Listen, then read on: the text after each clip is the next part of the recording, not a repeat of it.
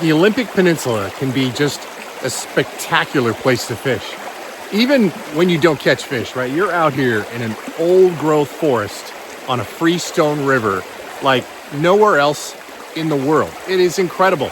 My dad grew up in this area. He has fished some just ridiculous fisheries way back when we used to be able to catch a ton of steelhead. Now, they call them today the fish of 1,000 casts because it's really not about, it takes time, right? It's not about catching fish. It's about experiencing the moment, experiencing this temperate rainforest.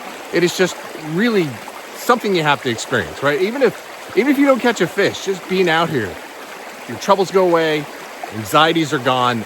All you're thinking about is the freestone river that you're walking down in the middle of a rainforest. It's incredible. And my dad, back in the day, used to fish this stream a ton. And he told me a story once that he hooked in to the biggest steelhead of his life. He describes that back fin almost 12 inches wide, right? That back portion of the fin, 12 inches wide to the adipose right here. Just massive.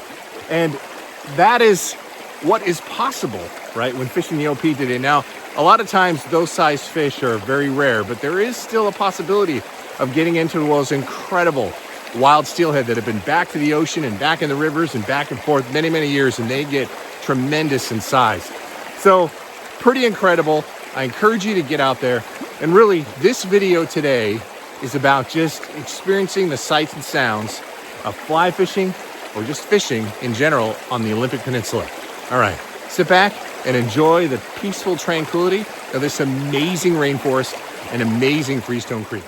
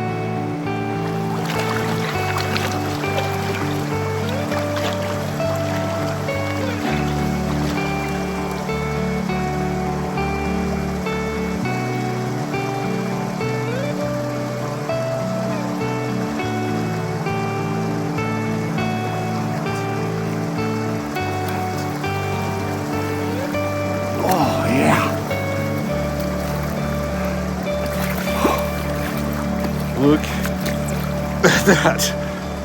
That is a beautiful fish. Oh yeah. Nice. On the white scope Zilla.